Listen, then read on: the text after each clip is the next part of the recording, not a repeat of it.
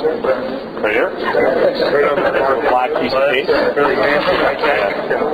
Hey, Corey, just your thoughts on that. I guess it's been 4 or 5 days now for all of us to digest Danny's comments from Friday. Just wanted to get your take on his comment on a diminished role in Warrington. Well, again, I'm not going to speak for Danny, but I don't think we learned a whole heck of a lot more. We didn't give up a whole lot more information other than maybe, over the last couple of years it's been creeping into the back of his head. But again, I'm not going to comment on what he's thinking or whatnot. But as far as a diminished role, it was very slightly diminished. In my opinion, it wasn't diminished. It might have been, quote-unquote second power play unit, but that was not a punishment. That was to try and spread out the scoring as it's been printed several occasions. And, everybody knows that his production actually went up over the last while as well. So, did I learn a whole heck of a lot more? No, not necessarily. He mentioned that you guys, when you talked last, you had an open discussion that wasn't necessarily tense. Was there anything there that gave an indication that this would have been happening? No, when we spoke at the end of the season, no. He was always very respectful. He spoke his mind. I spoke my mind. He talked about a bigger role, and I think that's great. We need a guy like Danny Healy to want an expanded role. I don't think a coach ever has too many players coming into their office saying they want their roles diminished. That doesn't usually happen. And basically, we needed from Danny what we need from everybody else, was to come into camp with the right frame of mind, be a team guy, work extremely hard. And if those things were done, then absolutely his ice time was not going to be diminished by any way, shape, or form. If anything, it was going to go up, and obviously depending on what restricted free agency was going to do and who we were going to sign over the summer was going to determine how the lines kind of shaped out. But with the sign of Kovalev, it obviously gives us another top six forward that we're really excited about. So our meetings were never any way, shape, or form tense.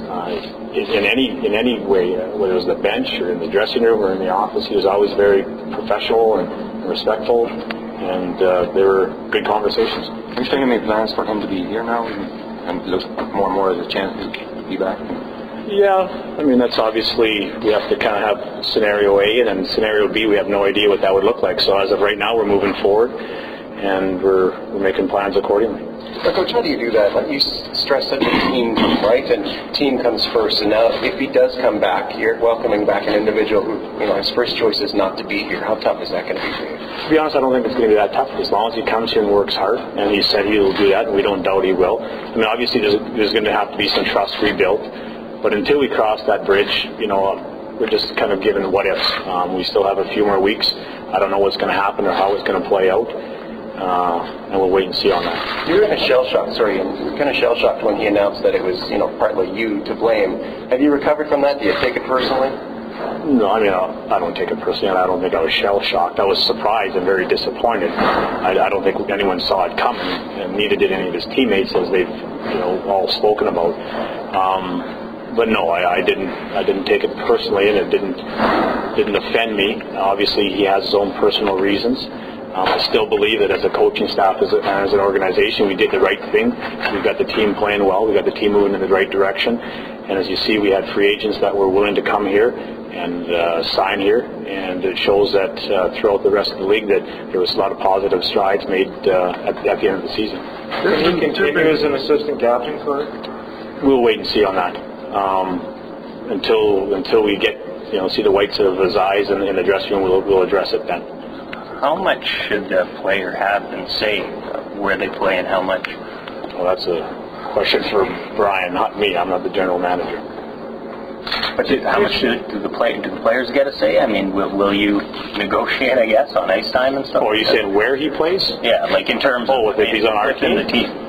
Well, we always have some input. I think you'd be kidding yourself if you didn't think you'd talk to some of your leaders and some of your veterans and get their insight. But ultimately, it comes down to how the team performs. And if it performs better with a certain lineup or certain combinations, that's what we're going to go with. And people have to make personal sacrifices at times. But I think there's two goals you set. Obviously, individuals want to succeed individually, but ultimately, you play for a team. You're not playing golf or tennis. You play for a team, and that's what you're here to do, is have that team win. Some indications yesterday that maybe there's something beyond ice time. mentioned it yesterday in Calgary. Yeah, I did see that, yeah. I mean, any comment on what that possibly could be, or is that a surprise to you as well? Yeah, all of this is a surprise, to be honest. You know, it really is. And I can't comment on what happened before I got here. You know, so the year and a half before that, I would only be guessing. And, you know, that's something that hopefully in the long run or shorter than later that he'll reveal. And if it has to do with our team and if he is back, we'll have to, if there are some issues, we'll have to address those issues and rectify it and move forward. We'll take one last question, then we'll bring up Pierre and Randy. That's good. I talked too much. All right, thanks, guys.